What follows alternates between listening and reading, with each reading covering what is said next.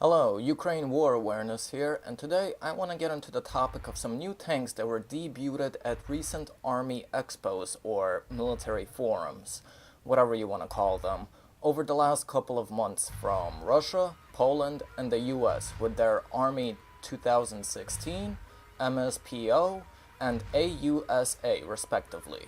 So the tanks I'll be discussing today are new upgrades or modernizations per se, new designs built over the layout of older designs, which includes the T-72 from the Russian and Polish Army Expos, and from a combination of Abrams and Bradley technologies for the US Expo. This isn't a video set to compare the new tanks to each other, but just to show in which direction some tank design bureaus have decided to go using their secondary or even spare resources, as these are new technology demonstrators but are meant mostly for export and not to be the main replacer of something domestic.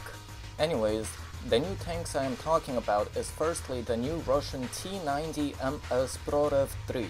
which means Breakthrough version 3. Before I get started on this tank, I first want to say that it is a very common misconception that the tank's name is T-90MS, with its original name being the T-90SM, M being the designation for modernized T-90S. But the misconception grew so largely that even the display now shows the tank as T-90MS. For the purpose of not creating any confusion, I will refer to this tank as MS. Though keep in mind that the Russian domestic version is known as the T-90AM, because it will be brought up soon. Now, I heard rumors before that Uralvagonzavod, the Russian tank bureau and manufacturer, was planning on putting the 2A82 gun, which is the T-14 Armata main cannon, on the T-90. But I just put a mental note of it in my head and regarded it as rumors due to Russia claiming to put most of its priorities into the Armata project. But it turns out that the T-90MS Proryv-3 that was on display at Army 2016 has the upgraded cannon, replacing the modernized 2A46 M5 gun with a 2A82 gun. Now, to not confuse things, the T-14 Armata uses the 2A82 M1 gun, modernized version 1, which removes the fume extractor because the turret is unmanned, but the original 2A82 development goes back to the 1980s. It also features a new barrel bend detector that's present on the Armata. I'm sure that this new gun, despite the lack of the M designation, is still a revamped, redesigned version of the 2A82 than the original. This gives the T-90MS Breakthrough-3 the ability to fire brand new 21st century rounds that are, or were,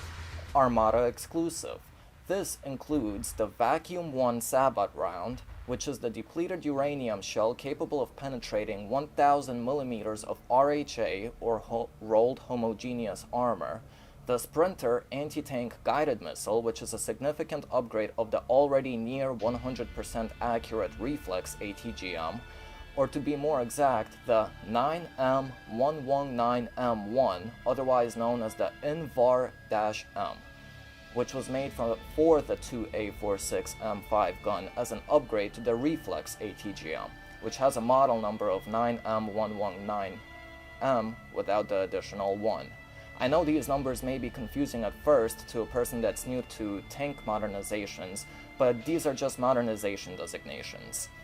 And of course, the T-90MS now has the capability to fire the new HE frag shell called Telnik, which has a remote detonation capability, as well as the fourth round, which is still classified even by its name, but is presumably a heat shell category if analyzing the 4 types of ammunition carried in the Soviet tanks since the T-64 development. Anyways, besides combining technologies from the T-14, what Uralvagonzavod has stated about the Breakthrough-3 tank is that they have incorporated lessons learned from Syria fighting into this tank, which seems possible considering that Russia donated a batch of old T-90 tanks. And note, by T-90, it's not the T-90A even, but the previous first generation T-90s to the Syrian Arab army. That could refer to perhaps an upgraded Shtora active protection system or an added urban warfare package, since the Armada is a full ton heavier with that package, while the Breakthrough 3 weighs 2 tons more than the original T-90MS, going up from 48 tons to 50 tons. Besides the gun, there aren't any visible exterior changes, but the interior changes could also be upgraded, such as including the T-90MS's into the FCS network, or Future Combat System Network, for net-centric warfare. Though speculation at this point, it's only logical to go down that path of fully unifying friendly units into the virtual IFF, Identification Friend or Foe Battle Network. Kind of like the situation with the BTR-80A, and then the BTR-82 came along, which the first having an upgrade of only the turret and primary gun, and the latter being a modernized project on the interior mechanics, which later evolved to the BTR-82AM, despite looking identical to the BTR-80A, except for the added stabilizer on the BTR-82AM. Russia, despite their earlier statements of focusing primarily on the Armada project, said that it will upgrade its existing T-90As to the T-90AM Proryv-3 standard, just like they are upgrading their T-72B and T-72B1 tanks to the T-72B4,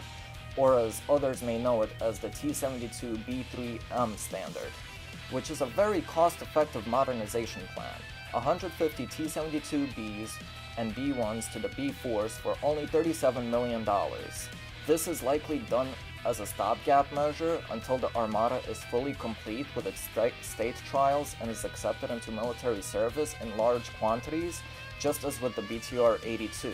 This would mean that the T-72s will have the T-90 standards and the T-90MS Proryv-3 will have the T-14 standards, similar to how the Ukrainian T-64BM Bulat has the T-80UD standards. So that's one down and two to go. Next up is the Polish MSPO exhibition that was held during the same time frame as Army 2016. Poland revealed that they are now offering a modernization package to any T-72 and PT-91 Twardy owners to be upgraded to the new PT-16 tank, which is a fully revamped, completely modernized T-72 tank that is meant to combine the best traits of the Leopard 2A5 and the PT-91 tanks.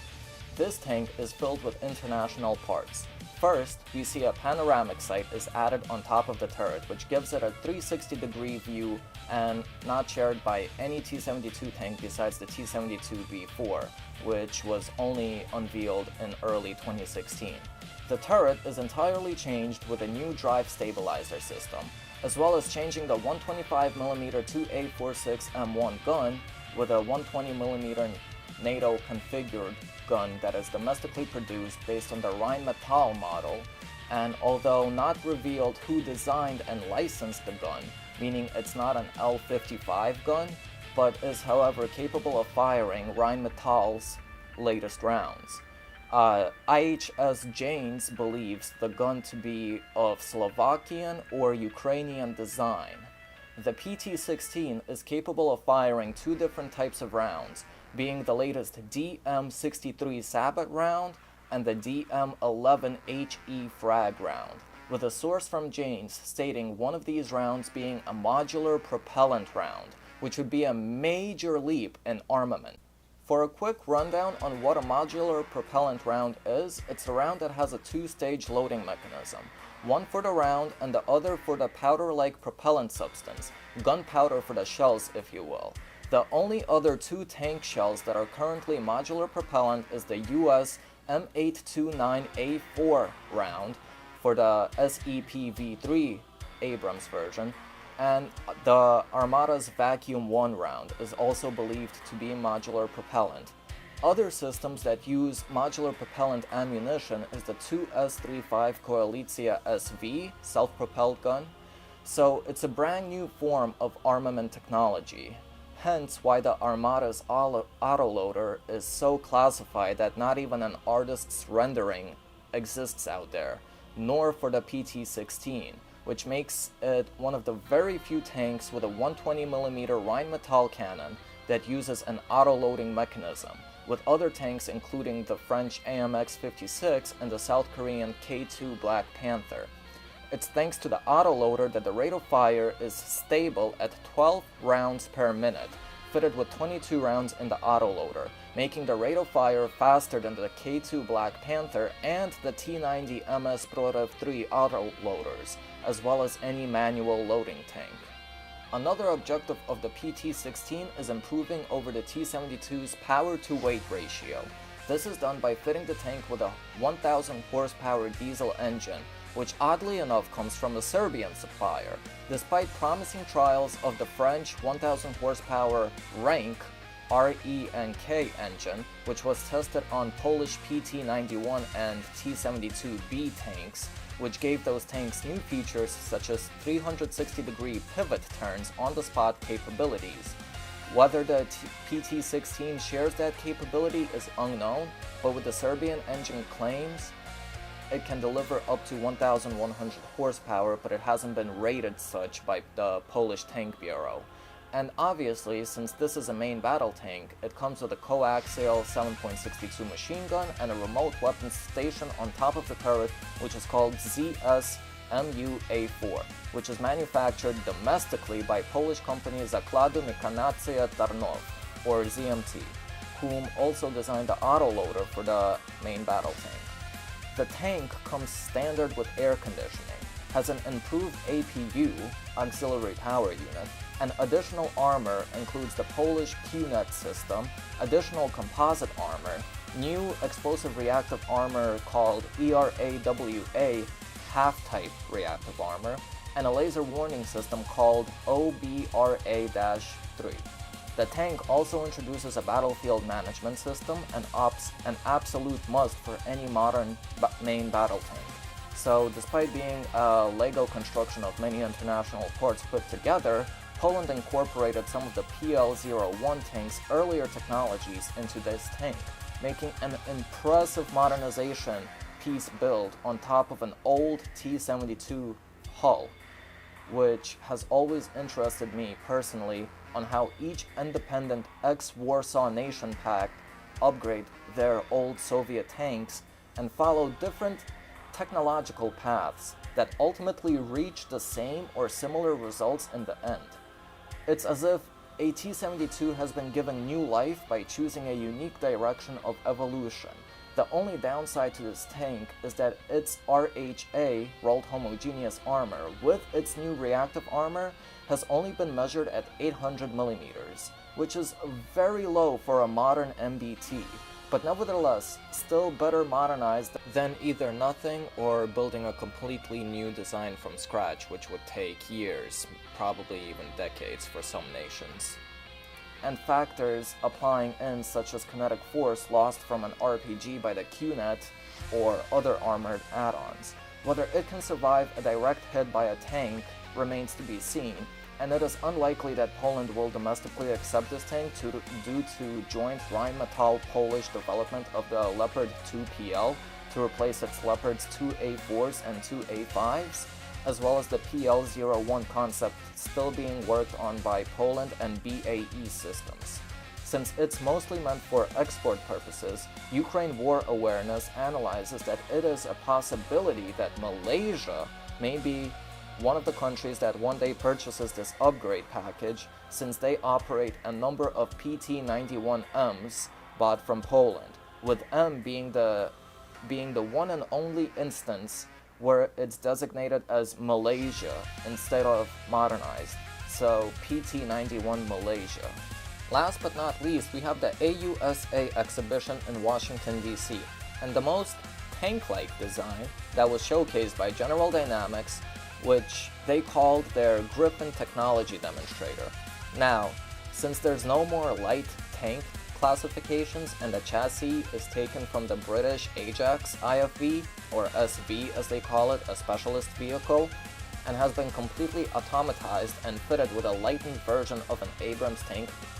turret, weighing at only 1/3 of it, and it includes the V3 configuration. It was developed within 5 months and was meant to showcase how rapidly the company General Dynamics can design a modular vehicle with features depending on what the consumer wants.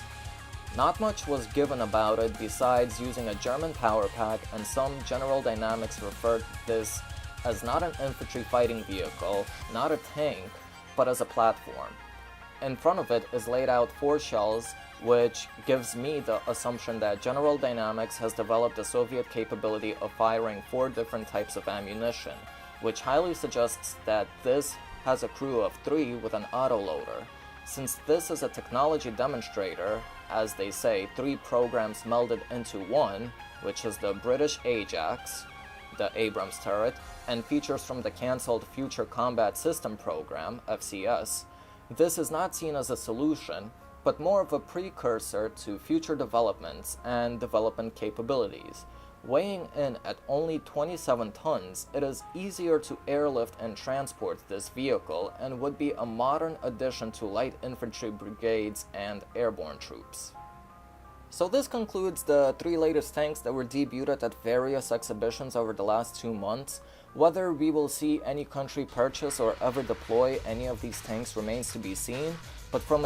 what it seems like, it is highly likely that we will be seeing more of the T-90MS variant worldwide, as it was recently demonstrated in Kuwait along as well as Vietnam, showing interests in purchasing a few dozens of the tank, expressing that they need a modern tank for their forces. Iran, however, has turned down the T-90MS before in December of 2015, showing interest in the beginning of the month, but later turning down